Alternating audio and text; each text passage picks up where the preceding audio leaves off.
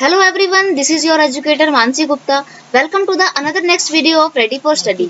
आज हम शिक्षा निर्देशालय राष्ट्रीय राजधानी क्षेत्र दिल्ली की क्लास 10th की सामाजिक विज्ञान की वर्कशीट देखने जा रहे हैं। ये आपकी वर्कशीट नंबर 23 है और इसकी डेट है 31 अगस्त 2021। इसमें आपको यहाँ पर अपना नाम लिखना है, यहाँ पर आपको अपने टीचर का नाम लिखना है जो आपको ये सब्जेक्ट पढ़ाते हैं। आज हम आपके एसएसटी में सतत विकास टॉपिक करने जा रहे हैं, जो कि पहले भी हम पढ़ चुके हैं, उसी को आगे कंटिन्यू करेंगे। ठीक है, स्टार्ट करते हैं अपना वीडियो। मानव अस्तित्व के साथ साथ जीवन की गुणवत्ता बनाए रखने के लिए संसाधन महत्वपूर्ण होते हैं। यह माना जाता था कि संसाधन प्रकृति के मुफ्त उपहार हैं। परिणाम स्वरूप मानव ने इनका अंधाधुंध उपयोग किया और इससे निम्नलिखित प्रमुख समस्याएं उत्पन्न हुई हैं। अब देखिए, सबसे मेन बात, संसाधन किसे कहते हैं? संसाधन वे वस्तुएं होती हैं जिनका इस्तेमाल मनुष्य अपनी आवश्यकताओं को पूरा करने के लिए करता है। ये कोई भी चीजें हो सकती हैं। अब संसाधन जो है हमारे को प्रकृति के द्वारा मुफ्त उपहार में मिले हैं, जैसे कि आपका जल, मृदा, हवा, ये सब चीजें एक प्रकार का संसाधन है जो प्रकृति ने हमारे को मुफ्त में दिया है।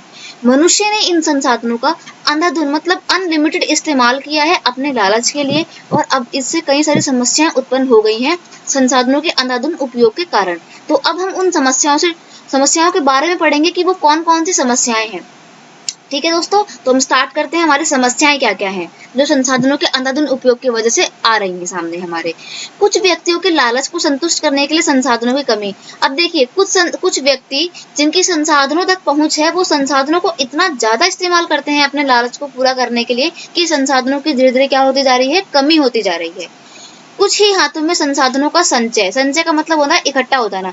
तो जो संसाधन है वो कुछ ही लोगों के हाथों में सीमित होकर रह गए हैं, जिसने बदले में समाज को दो भागों में विभाजित कर दिया है, अर्थात अमीर और गरीब। अब देखिए, संसाधन किसी एक वर्ग के हाथों तक ही सीमित होकर अगर रह जाएंगे तो एक वर्ग तो अपना विकास करता चला जाएगा। तो जिस वर्ग का विकास होता चला जाएगा वह वर्ग जो है वो अमीर हो जाएगा, और जो दूसरा वर्ग जो संसाधनों से वंचित रह गया है वो कैसा हो जाएगा, वो बिल्कुल गरीब हो जाएगा।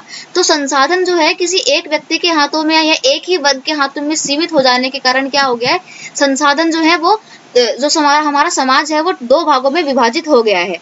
संसाधनों के अंधाधुंध दोहन से वैश्विक पारिस्थितिक संकट जैसे कि ग्लोबल वार्मिंग, ओजोन परत का क्षरण, पर्यावरण प्रदूषण और भूमि क्षरण हुआ है। अब देखिए, संसाधनों का अंधाधुंध उपयोग होता है तो इससे मनुष्य का लालच तो शांत होता ही है, लेकिन एक तो हमारा समाज भी दो भागों में विभाजित हो जाता है, प्लस नेचुरल समस्याएं भी उत्पन्न हो जाती हैं। नेचुरल प्रॉब्लम्स कैसे? ग्लोबल वार्मिंग यानी कि वैश्विक ताप वृद्धि। इसमें क्या होता है, इसमें पूरे विश्व जो है, पूरे विश्व की पूरी दुनिया का जो भी तापमान है वो धीरे धीरे बढ़ता जा रहा है। एक होता है ओजोन परत। ओजोन परत जो है वो सूरज से आने वाली पराबैंगनी हानिकारक किरणों को पृथ्वी में डायरेक्ट एंटर होने से रोकती है। ये परत जो है वो धीरे धीरे इसमें एक छेद हो गया है और ये धीरे धीरे इसका क्षरण मतलब ये नष्ट होती जा रही है।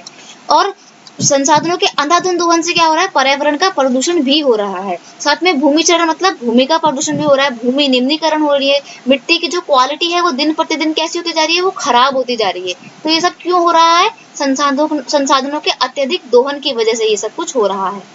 ठीक है साथियों, आगे बढ़ते हैं। जीवन की निरंतर गुणवत्ता और वैश्विक शांति के लिए संसाधनों का समान वितरण आवश्यक है। अभी हमने पढ़ा कि अगर संसाधनों का असमान वितरण होगा, यानी कि संसाधन अगर किसी एक ही वर्ग के हाथों में सीमित होकर रह जाएंगे तो क्या होगा, समाज में अमीर और गरीब की खाई चौड़ी होती चली जाएगी। इसलिए आवश्यक है कि संसाधनों का कैसा वितरण हो, समान वितरण हो, यानी कि सभी लोगों को समान मात्रा में मिले।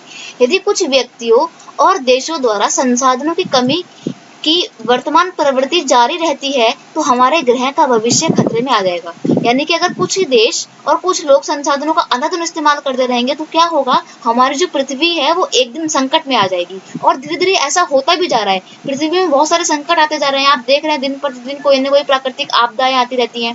पहले ऐसा नहीं हुआ करता था, और ये आपदाएं इसलिए आ रहे हैं क्योंकि हमने संसाधनों का बहुत ही गलत तरीके से और बहुत ही ज्यादा निर्मम तरीके से इस्तेमाल किया है।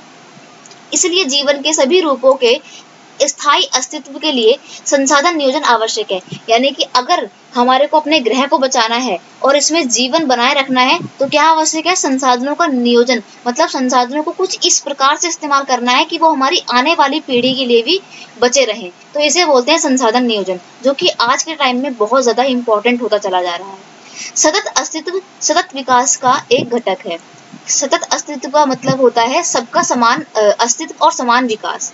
तो ये दोनों एक ही बात होती है। सतत विकास, सतत आर्थिक विकास का अर्थ है विकास पर्यावरण को नुकसान पहुंचाए बिना होना चाहिए। यानी कि जो हम विकास कर रहे हैं वो विकास ऐसा हो जिससे हमारे पर्यावरण को कोई हानि ना पहुंचे। और वर्तमान में विकास भविष्य की पीढ़ियों की जरूरतों के साथ समझौता नहीं करना चाहिए। मतलब एक तो ये विकास ऐसा होना चाहिए कि पर्यावरण हमारा नुकसान ना हो। दूसरा, ये विकास इस प्रकार से होना चाहिए कि हमारी जो आने वाली भविष्य की पीढ़ी है उनकी जरूरतों का भी ख्याल रखा जाए। यानी कि उनके लिए भी संसाधनों को बचा के रखना है, ना कि ऐसा करना है कि आज ही की पीढ़ी के बारे में देखना है और सारे संसाधन आज ही नष्ट कर देने या खत्म कर देने हैं। ऐसा नहीं करना है। ठीक है। Rio de Janeiro, Rio de Janeiro कहाँ पर है? आपने ब्राजील का नाम तो सुना ही होगा जहाँ पर अमेज़न वन है। ये जो रियो डी जेनेरियो है ये ब्राजील की राजधानी है। 1992 में यहाँ पर एक सम्मेलन हुआ था जिसका नाम रखा गया था अर्थ समिट, यानी कि पृथ्वी शिखर सम्मेलन। यह जून 1992 में पहले अंतरराष्ट्रीय पृथ्वी शिखर सम्मेलन के लिए ब्राजील के रियो डी जेनेरियो में 100 से अधिक राष्ट्राध्यक्ष मिले थे। यहाँ पर एक पूरी बैठक होती है जिसमें 100 से ज्यादा देशों ने पार्टिसिपेट किया था। हमारे इंडिया ने भी इसमें पार्टिसिपेट किया था। वैश्विक स्तर पर पर्यावरण संरक्षण और सामाजिक आर्थिक विकास की तत्कालीन समस्याओं के समाधान के लिए शिखर सम्मेलन का आयोजन किया गया था। यानी कि ये जो सम्मेलन है इसमें क्या डिस्कस किया गया था? इसमें हमारे पर्यावरण संरक्षण के संदर्भ में और संसाधनों की जो समस्याएं हो रही हैं और उसकी वजह से हमारे सामाजिक आर्थिक विकास में जो समस्याएं बाधाएं उत्पन्न हो रही हैं उनके बारे में इसमें डिस्कशन किया गया था। और कुछ ऐसे नियम कानून व ऐसे विषयों पर या ऐसी नीतियां बनाई गई थी जिनसे कि पर्यावरण संरक्षण किया जा सके और पर्यावरण का जो ह्रास हो रहा है या जो उसको खतरा हो रहा है उसको रोका जा सके, इसके ऊपर इसमें नीतियां बनाई गई थी। रियो कन्वेंशन ने वैश्विक वन सिद्धांतों का समर्थन किया और 22वीं सदी में सतत विकास प्राप्त करने के एजेंडे यानी कि 22 को अपनाया गया था। सॉरी ये 21 है। सॉरी ये 21 को अपनाया गया था। आगे बढ़ते हैं क्वेश्चन आंसर की तरफ। एक ऐसी समस्या के बारे में लिखिए जो मानव द्वारा संसाधनों के अंधाधुंध प्रयोग का परिणाम है। तो कौन कौन सी समस्याएं अभी हमने पढ़ी हैं उसका हम आंसर देख लेते हैं कि संसाधनों के अंधाधुंध प्रयोग से निम्नलिखित समस्याएं उत्पन्न हो रही हैं। नंबर 1, कुछ व्यक्तियों के लालच को संतुष्ट करने के लिए संसाधनों की कमी। अब कुछ ही लोग संसाधनों का इस्तेमाल कर रहे हैं तो क्या हो रहा है? संसाधनों की कमी होती जा रही है। कुछ ही हाथों में संसाधनों का संचय जिसने बदले में समाज को दो भागों में विभाजित कर दिया है, अर्थात अमीर और गरीब। अब देखो संसाधनों का कुछ ही लोगों तक सीमित होकर रह जाने से क्या हो रहा है? कुछ लोग तो अमीर होते जा रहे हैं और जो लोगों को पास संसाधनों की कमी है वो क्या होते जा रहे हैं? वो गरीब होते जा रहे हैं।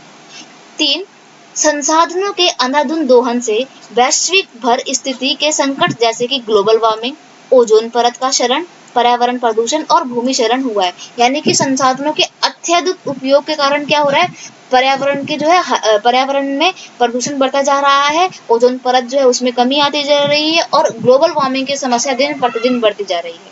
ठीक है, नेक्स्ट क्वेश्चन में बढ़ते हैं।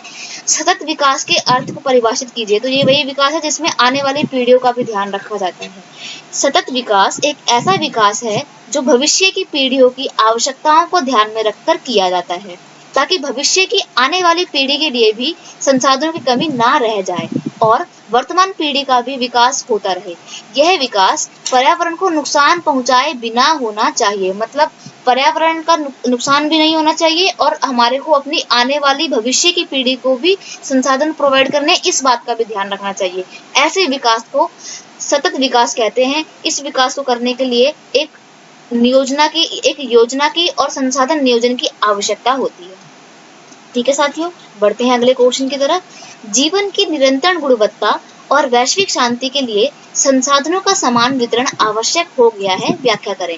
तो यानी कि जीवन की निरंतर गुणवत्ता यानी कि जीवन को अगर आपको अच्छे तरीके से, सुचारू तरीके से, बिल्कुल गुणवत्ता के साथ चलाना है तो वैश्विक शांति यानी कि विश्व में शांति और संसाधनों का समान वितरण जो है वो आवश्यक हो गया। समान वितरण का अर्थ है कि समाज के सभी वर्गों को समान रूप से संसाधन मिले, यह आवश्यक हो गया है। इस कथन की व्याख्या कीजिए। तो जीवन की निरंतर गुणवत्ता और वैश्विक शांति के लिए संसाधनों का समान वितरण आवश्यक हो गया है क्योंकि यदि कुछ ही व्यक्तियों और देशों के द्वारा संसाधनों की कमी की वर्तमान प्रवृत्ति जारी रही, यानी कि अगर कुछ ही लोग और देश संसाधनों का इस्तेमाल करते रहेंगे तो हमारा ग्रह का अस्तित्व खतरे में हो सकता है। इसलिए जीवन के सभी रूपों के स्थायी अस्तित्व के लिए, मतलब परमानेंट लाइफ सेटलमेंट के लिए संसाधन नियोजन जो है वो बहुत आवश्यक है। और अगर ऐसा नहीं हुआ तो क्या होगा, हमारी पृथ्वी संकट में आ जाएगी। अगला क्वेश्चन नंबर 5 है ये, सतत विकास के लिए आप विश्व के नेताओं को क्या सुझाव देंगे। यहाँ पर अगर आपको कोई सजेशन देने के लिए बोलता है कि अगर आपको सतत विकास करना है तो आप क्या क्या तरीके अपना सकते हैं, यहाँ आप यहाँ अपने देश के नेताओं को क्या सुझाव दे सकते हैं, यहाँ पे आपके सजेशन मांगे गए हैं। तो यहाँ पर आप अपने हिसाब से अपने पॉइंट्स बनाकर लिख सकते हैं। तो मैंने आपको 4 पॉइंट्स दिए हैं, आप यहाँ से पढ़ के अपना आइडिया ले सकते हैं, अपना खुद का आंसर भी प्रिपेयर कर सकते हैं, या फिर आप यहाँ से डायरेक्ट कॉपी भी कर सकते हैं, वो आपके ऊपर है। तो हम पढ़ते हैं अपना आंसर। सतत विकास के लिए निम्नलिखित सुझाव हो सकते हैं। नंबर 1, संसाधनों के अंधाधुंध उपयोग पर रोक लगाकर संसाधन नियोजन को अपनाना चाहिए, यानी कि संसाधनों का जो लगातार उपयोग हो रहा है, लालच में आके इंसान जो इस्तेमाल कर रहे हैं उस पर रोक लगानी चाहिए और संसाधन के नियोजन को अपनाना चाहिए, मतलब योजनाबद्ध तरीके से संसाधनों को उपयोग करना है, ये हमारे को ध्यान रखना पड़ेगा। पॉइंट नंबर 2, संसाधनों के अपव्यय को रोकने के समुचित प्रयास किए जाने चाहिए, यानी कि संसाधन जो हमारे बर्बाद हो रहे हैं उसको रोकना है, उसको रोकने का पूरा समुचित मतलब पूरा प्रयास करना है ताकि संसाधनों को व्यर्थ जाने को हम रोक सकें। पॉइंट नंबर 3, पर्यावरण की रक्षा करनी चाहिए। देखिए, संसाधनों के साथ साथ हमारे को अपने पर्यावरण की भी रक्षा करनी है, पर्यावरण की रक्षा करेंगे तो संसाधनों की रक्षा भी हो जाएगी। पॉइंट नंबर 4, संसाधन संरक्षण के संदर्भ में लोगों को जागरूक करना चाहिए। देखिए, लोगों के अंदर अवेयरनेस बहुत इंपॉर्टेंट है, अगर लोगों के अंदर जागरूकता नहीं होगी तो संसाधनों का संरक्षण कभी भी संभव ही नहीं है। जब तक लोगों को अपने संसाधनों का महत्व नहीं पता चलेगा, उनकी इंपॉर्टेंस नहीं पता लगेगी, तब तक लोग उसका संरक्षण नहीं करेंगे। इसलिए बहुत ज्यादा आवश्यकता है कि लोगों के अंदर भी एक अवेयरनेस लाई जाए ताकि वो संसाधनों का संरक्षण करें। तो इन सब चीजों के माध्यम से हम सतत विकास कर सकते हैं। आई होप आपको सारे क्वेश्चंस के आंसर मिल गए होंगे। अगर आपको कोई डाउट है तो you can ask to me in the comment section, I will reply you as soon as possible to me. ठीक है दोस्तों, मिलते हैं नेक्स्ट वीडियो में। अगर आपको वीडियो पसंद आती है तो चैनल को सब्सक्राइब कीजिए, अपने दोस्तों के साथ शेयर कीजिए, लाइक कीजिए वीडियो को, कमेंट करके बताइए कि वीडियो कैसा लगा। ठीक है, मिलते हैं नेक्स्ट वीडियो में। Thank you so much for watching.